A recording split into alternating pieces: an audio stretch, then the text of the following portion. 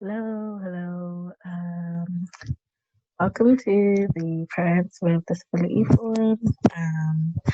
This is our first chat and currently waiting for um, the interviewee or, the person we're going to have a discussion with to join. Um, yeah, so we're going to wait a bit.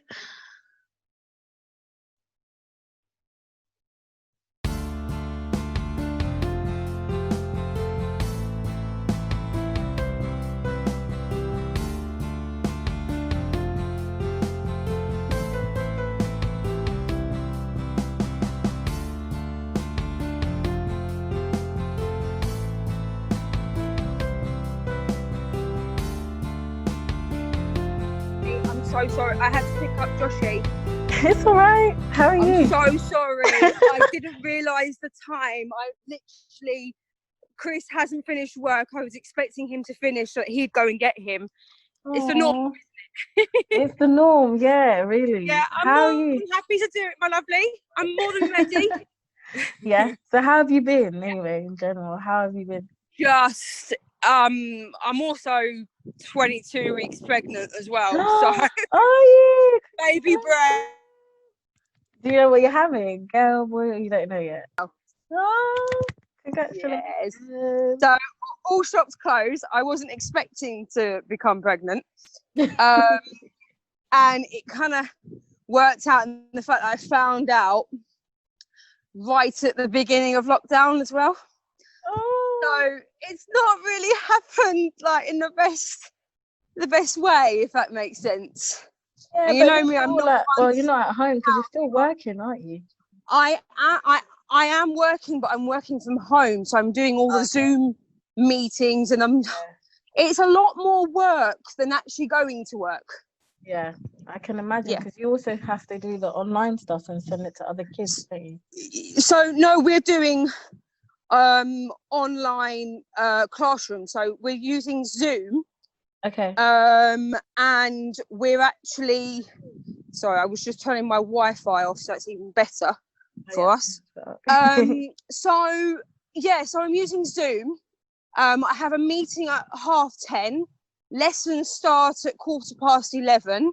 Okay. They go on till about 12:30. Then you have another lesson at 1.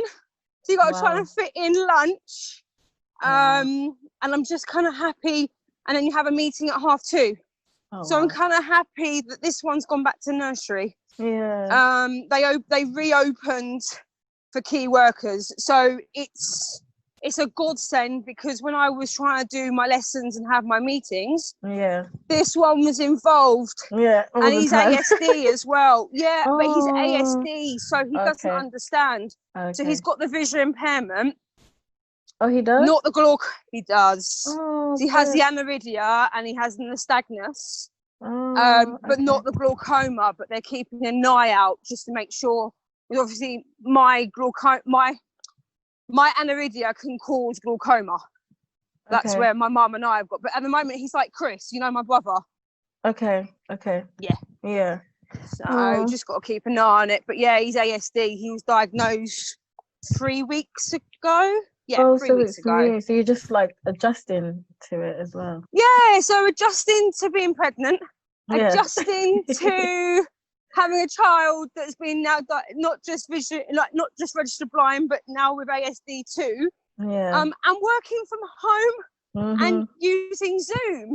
I don't know how you're coping, but I was really struggling with the technology and the fact of seeing how to create the links, how to create the meetings. It is quite difficult. It's really difficult if you don't know. And obviously, I'm quite lucky.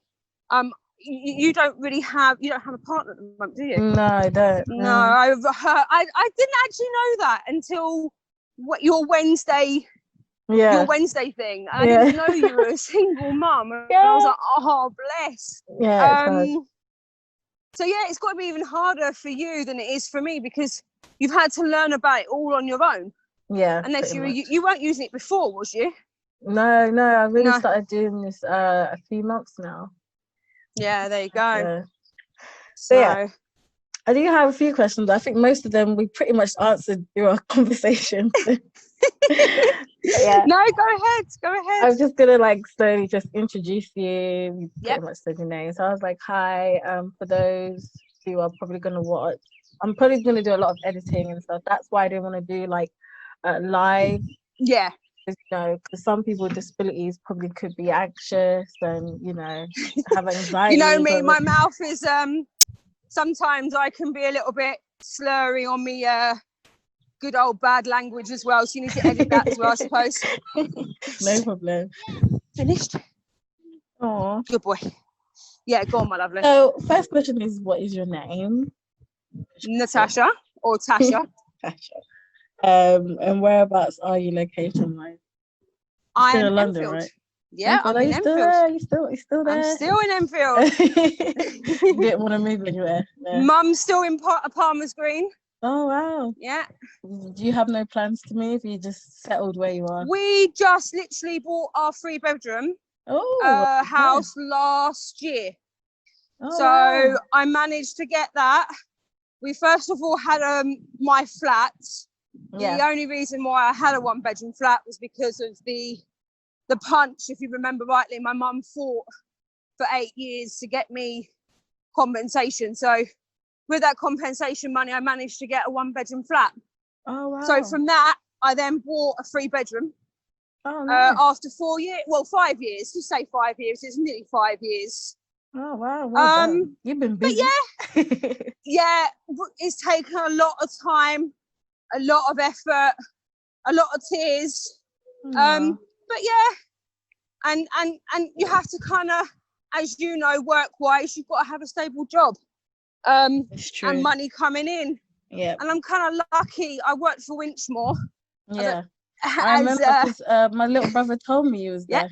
Yeah. And I was his one-to-one at some point as well. Oh, that's so cute. He's like, I remember you. And I was like, yeah, I know you too. But I remember him being cheeky when he was much younger at Joseph Clark as well. He's still cheeky, so, still there.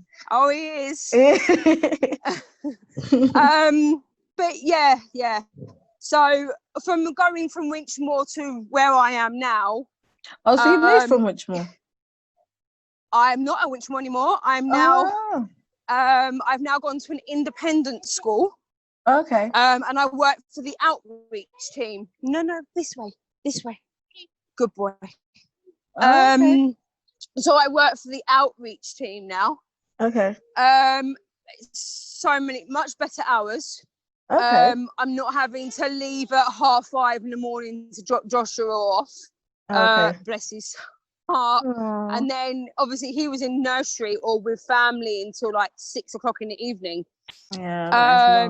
Because of meetings at Winchmore and the workload was extreme. But this is now 9. I have to be there at 9:15, 9. Yeah. Finish at 2:30, 2:45.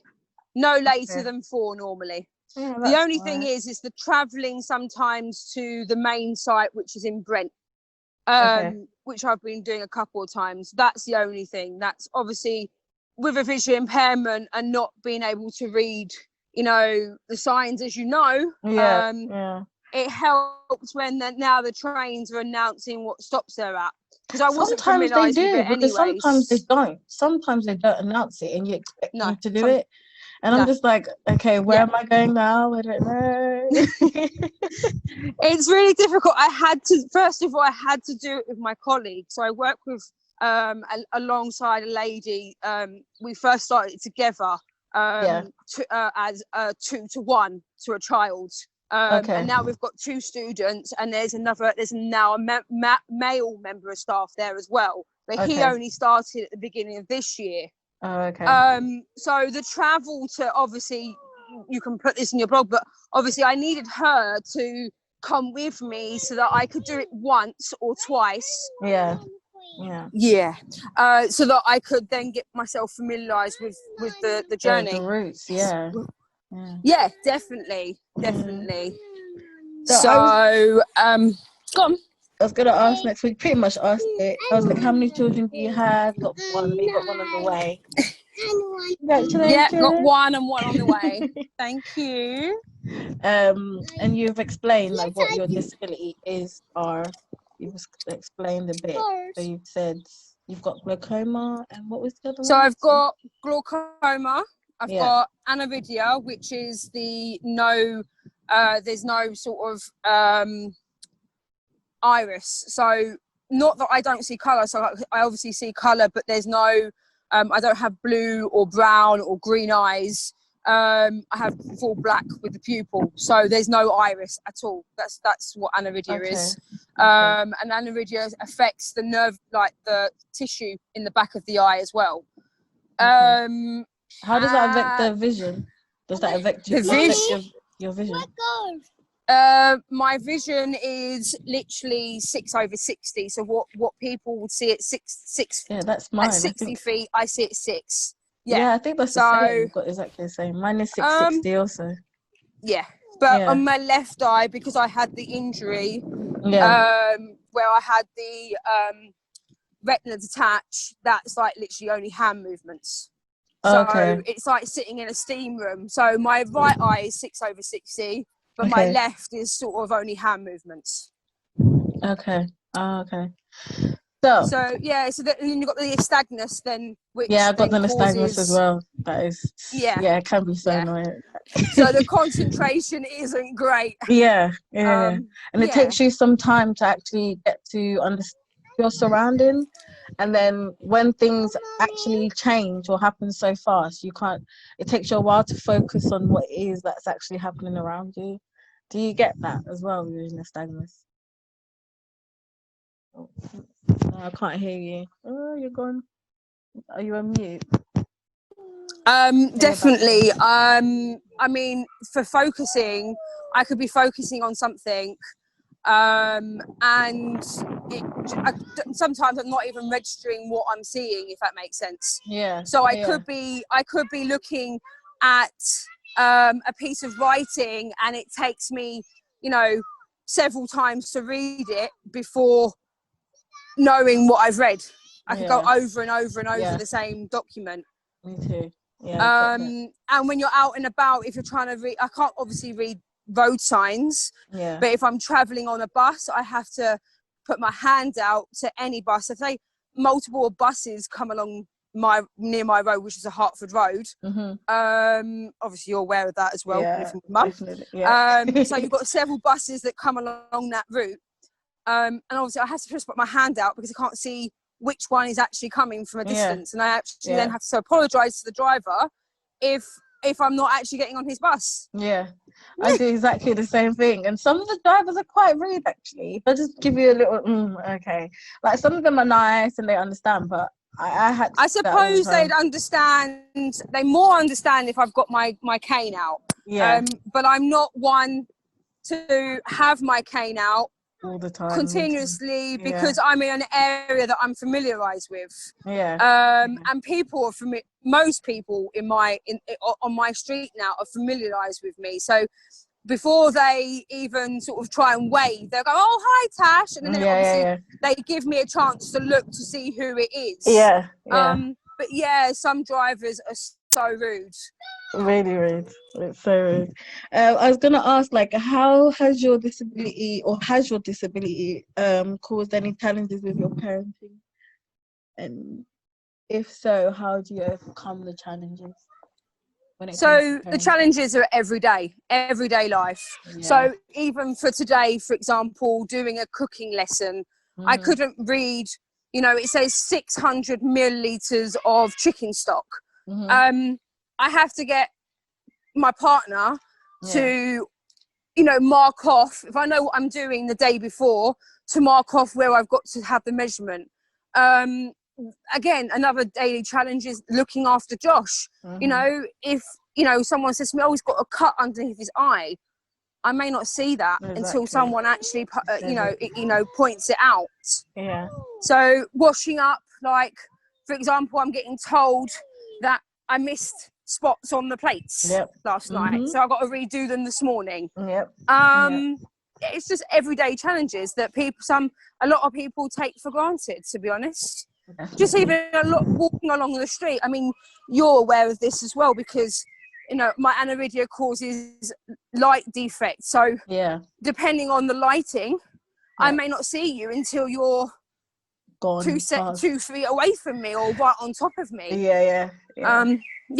I do get that. Like, somebody would, I think they'll say hi or wave, and then once they go past, I kind of realize, oh, that's who's saying hi to me or something, because I don't realize.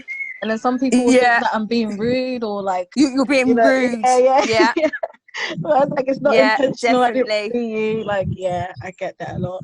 And can I just say, well, congratulations to you. And what's your partner's name again? I've known him since primary school. Chris. Yeah, we've been together for 15 years. I was about to say, girl, well done. I've seen him since I was young, and he's still there.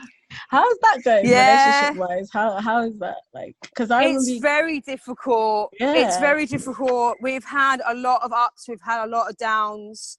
But again, as you know, as a woman, you get through. You get through those points, and you have to just do what you've got to do. And I think sometimes, because we've got Josh, I think there's more of a reason to sort of stay together. I mean, it sounds really horrible, but obviously, as you know, as a single parent, it's very difficult on your own. And I think we're used to the routine. Yeah. And we try and change it up a bit. We try and sort of, the relationship is try to, I say spice up, but not in that kind of, a lot of people think, but you think, okay, let's go spontaneous walk, or, when lockdown wasn't on, let's go for a spontaneous meal. Even if Josh was with us, it was something different.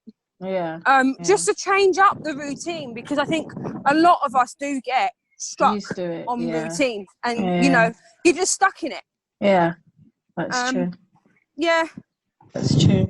And I was gonna ask, how do you overcome the challenges that you were speaking about? Like, what do you do to like face the challenges, everyday challenges that we was talking about?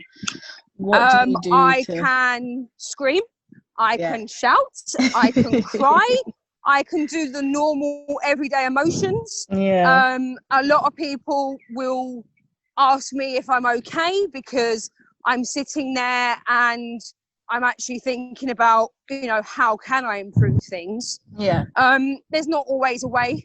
There's always trying to ask for help, but do you actually want to ask for help all the time? Do you actually want to say that you give up and you do need support? I mean, I kind of just get on with it. And obviously more fields have obviously helped me in the fact of having a binocular eye. So obviously trying to use an aid to see the buses. But I don't want to be seen as different. I've got one of those. I don't want to be seen as different. I get what you mean. 100%.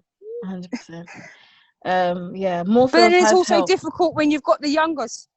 When you've got your little ones with you, and you try to say, "Oh, look, hold my hand," but mummy just needs to get something out of her handbag so that she can see the bus. I also try, now Joshua's old enough, I try and get him to look out for the number of the bus. Obviously he can't see from a massive distance, but then obviously it's helping him to learn numbers and things like that. But obviously, like I say, one for buses or trains, you kind of ask the driver, and you have to ask for help.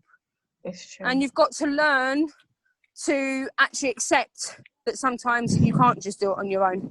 I 100% agree. But when, like, because I'm a dependent, I try to be independent as much as possible.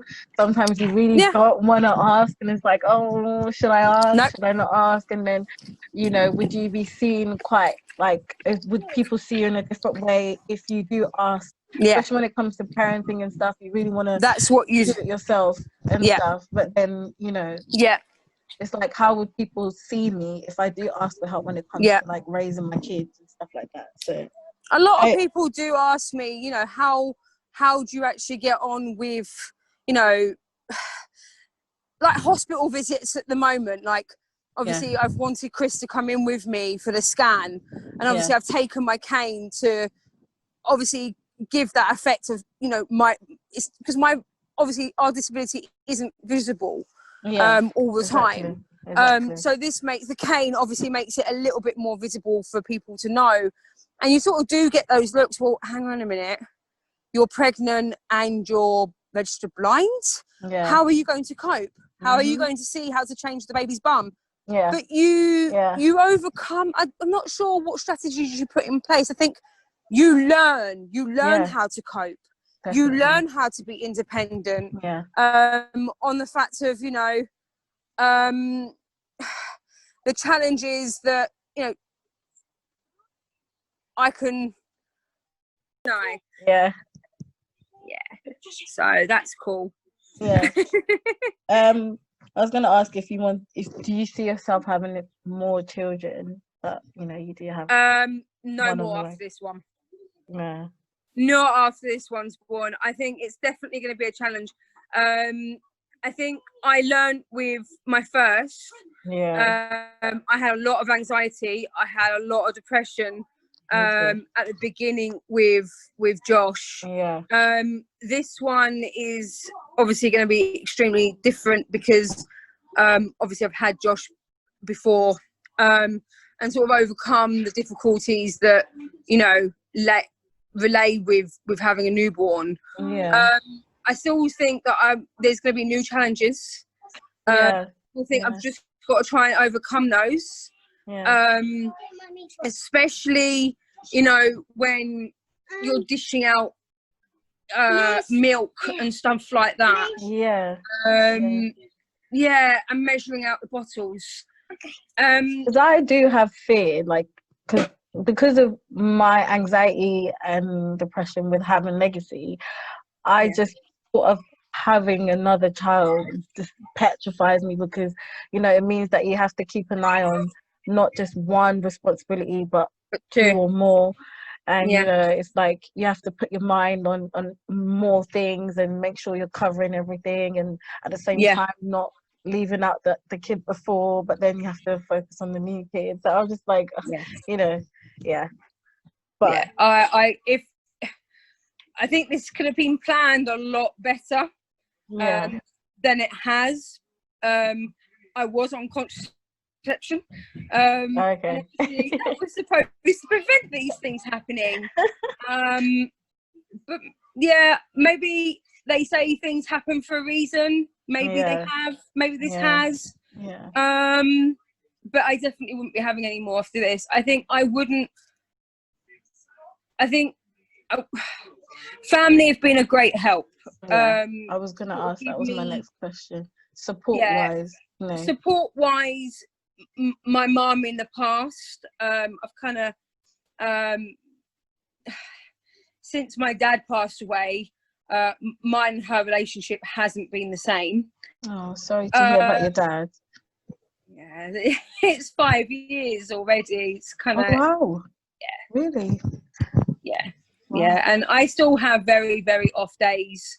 I don't like to admit it, but I surely do. I sort of sit there and sort of think about things, and I think I overthink things as well. Yeah, me too. Joshua reminds me of him a lot. You know, attitude wise, looks wise, just everything really. I think if I didn't have the support of Chris's eldest sister and her family, especially their 4 kids, I don't think there wouldn't be much for me, if that makes sense. Bless you. From Joseph Clark, I mean, especially, I obviously don't. You sort of come out normally when you go to school. You come out with quite a few friends. I think from JC, I think I still talk to Fleur, and I speak to you through social media a lot of the time.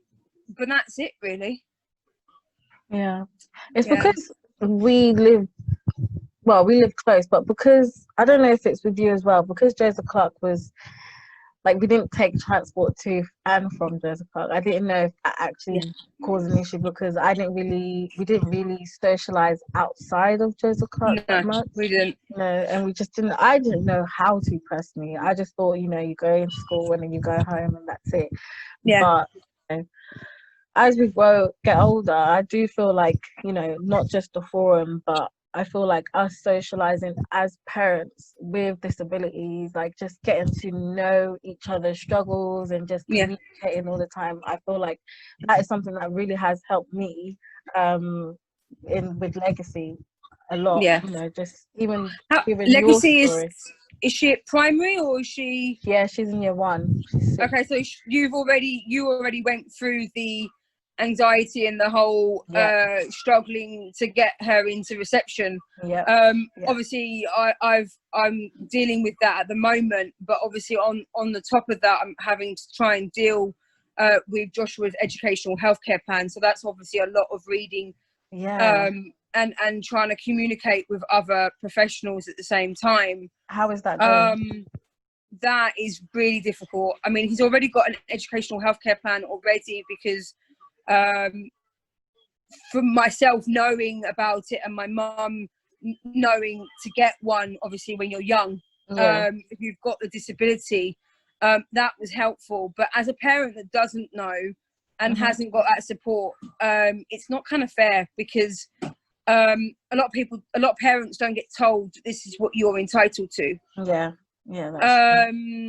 You know, but I'm in the process of now adding the ASD onto his plan, and you don't really get the support from other professionals unless you ask for it, if that makes sense, or you've got that knowledge. You have to literally look for it. If you don't know anything about it, you have to look for it and research, because they won't tell you about it. No.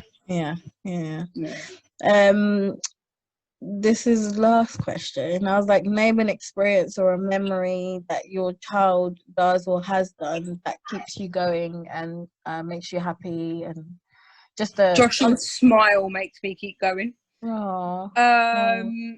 Just the way that he can be very, very loving. At sort of, you know, at times.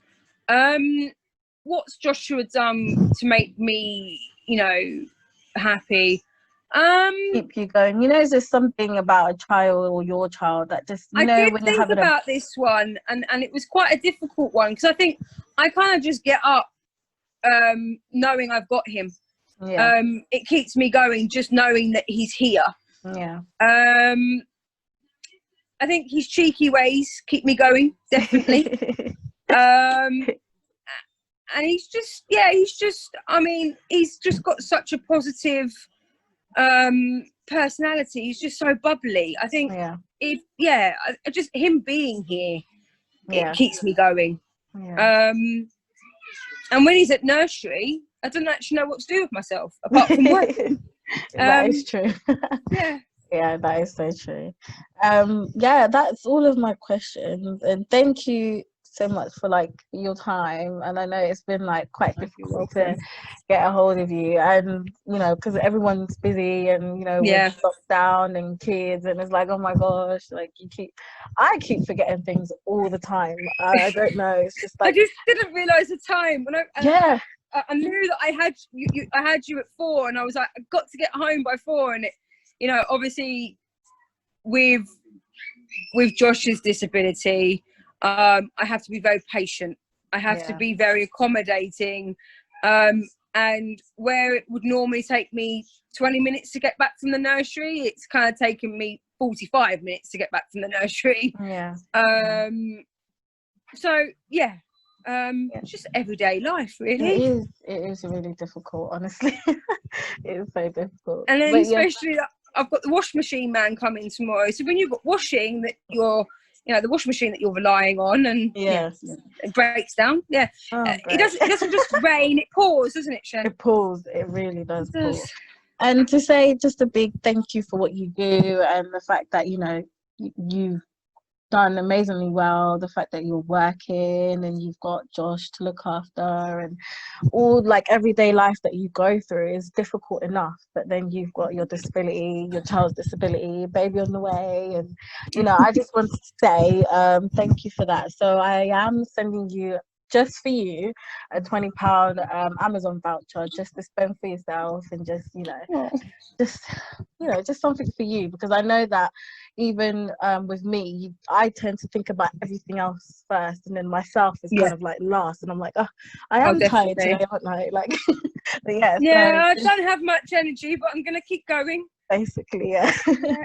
So I'll send that through to your email just for yourself. Thank you, darling. Thank you so much for your time. No, thank you for having me. It's been a pleasure. I mean, the questions I needed to think about, and there's probably so much more that I can answer, but just without we could speak for hours about it. Yeah, we could, because it is a lot. There's a lot that we could speak about our disability and how it does affect us as parents also. But it's like, if we have that conversation, we'll probably be here all night, and the next day. Yeah, but I mean, there's umpteen examples, like when your daughter or your son has got Lego out, and you go to hoover and you think, oh, hang on a minute, you tread on it or you hoover it up, and then you upset them. There's plenty of examples. So many. But definitely this has made me feel like I do want to get in touch with you a lot more, not just for the forum, but just to communicate and speak to you, and just know how it is with you and what's going on your side, because it has kind of given me an uplift, and I feel like you're doing amazingly well. That keeps me going, knowing that you've got it going. You've got your job. You've got. You're in touch with mum still as well? You've got the support from mum. Support wise, my mum is there. She does help from time to time. But one of my major, I want to say it's an issue, but it was more like, I feel like my mum didn't feel that I was confident enough, or because of my disability, she wanted to help a lot more, and then her help could turn into taking over, and then some of the things that I don't really agree with, she would try and do it anyway, and I'm like, no, Mom, see it as me, not wanting. Then you feel like a burden as well. And then it makes me feel like it's something that I should be doing as a mom to my daughter, and it's not something my mum should do, but she really wants to do to help me because of my disability, which I understand from her point of view. But it's like, you really had to put your foot down. Well, I had to put my foot down in certain things, like, Mum, it's okay, I'm going to do this. So support wise, it's mainly health and legacy, but she does help sometimes. But she has a good relationship with Legacy. Yeah, definitely. The relationship is good. It's going really well. My mom now, 6 years, I think it's taken us, well, I would say 5 years it took her to kind of understand, Shen can do it, being a parent, I can do it, because whereas before she's like, how are you going to do it? Can you do it? Whereas now, I put my foot down, and, you've shown you can. So it took a lot of proving myself to do it, and then it's like, sometimes I question, can I actually do it? And I'm like, oh my God, and then but but never ever ever let yourself think that you can't do it. Exactly. If someone says to me, I'm in the road, oh, look at that over there, and I'm like, really? That's great, that's nice, that's lovely, though I can't even see it. And there is occasions, there is sometimes where you want to be able to go, actually, I can't actually see that. Or there is a lot of times where I will go, yeah, that's great, that's fantastic, because you want to be part of that conversation. It's true. You want to be part of that well-being at that time. But I definitely get what you're saying. 100%. So let's keep in touch, because I feel like I've learned quite a lot from you, actually. Your strength has given me more strength to carry on, to be honest. No, keep going. Keep going. You will have your bad days. And sometimes it will look like there's a lot more bad days than there are good. Yeah. But you're a powerful woman. Oh, thank you. And especially with everything that's going on at the moment, with media, and the breakdown of everything. We just need to stay strong. We need to stay strong for each other. And like you said on Wednesday, we need to compliment. It's true. And don't take so many things for granted. Some people can't do what we do, or I can't do what someone else does. So let's feed off of each other's strengths, definitely, and help with their weaknesses at the same time. So I 100% agree. Thank you so much.